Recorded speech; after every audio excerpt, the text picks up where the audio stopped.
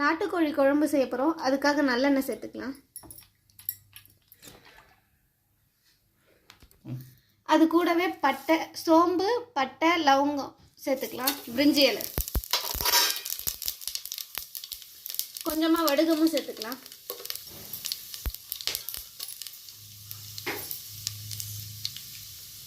எல்லாம் பொரிஞ்சிச்சு. இப்போ வெட்டி வச்சிருக்க வெங்காயம் சேர்த்துக்கலாம்.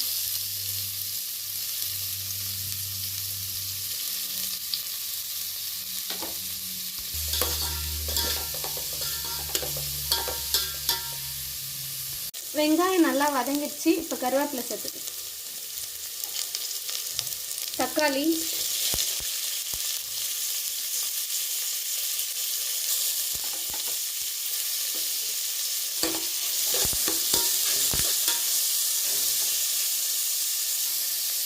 நல்லா வதக்கிக்கலாம்.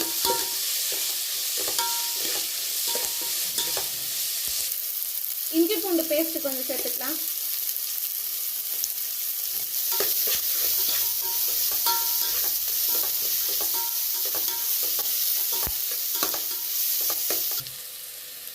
தேவையான அளவு உப்பு சேர்த்துக்கலாம். கொஞ்சமாக மஞ்சள்தூள்,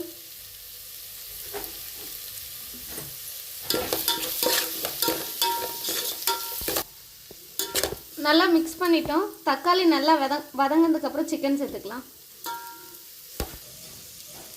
கொஞ்சமாக சிக்கன் மசாலா சேர்த்துக்கலாம். அது கூடவே காரத்துக்கு தேவையான அளவு மிளகாத்தூள் சேர்த்துக்கலாம்.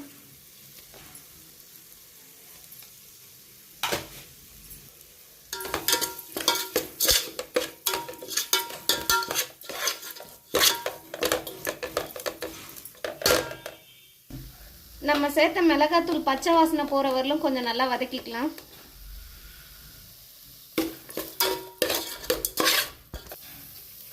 மிளகாத்தூள் நல்லா வதக்கிட்டோம். இப்போ சிக்கனை சேர்த்துக்கலாம்.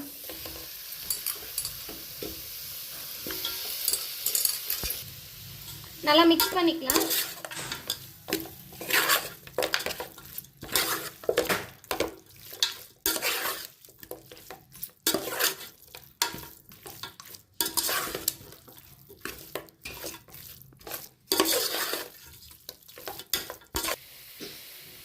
தேவையான அளவு தண்ணி ஊற்றிக்கலாம்.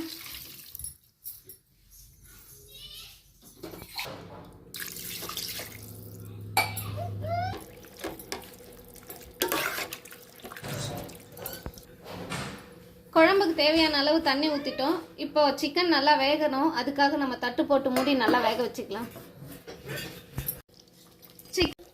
அவ்வளோதான், சிக்கன் குழம்பு நல்லா ரெடி ஆயிடுச்சு. கொத்தமல்லி தூவி ஸ்டவ் ஆஃப் பண்ணிக்கலாம்.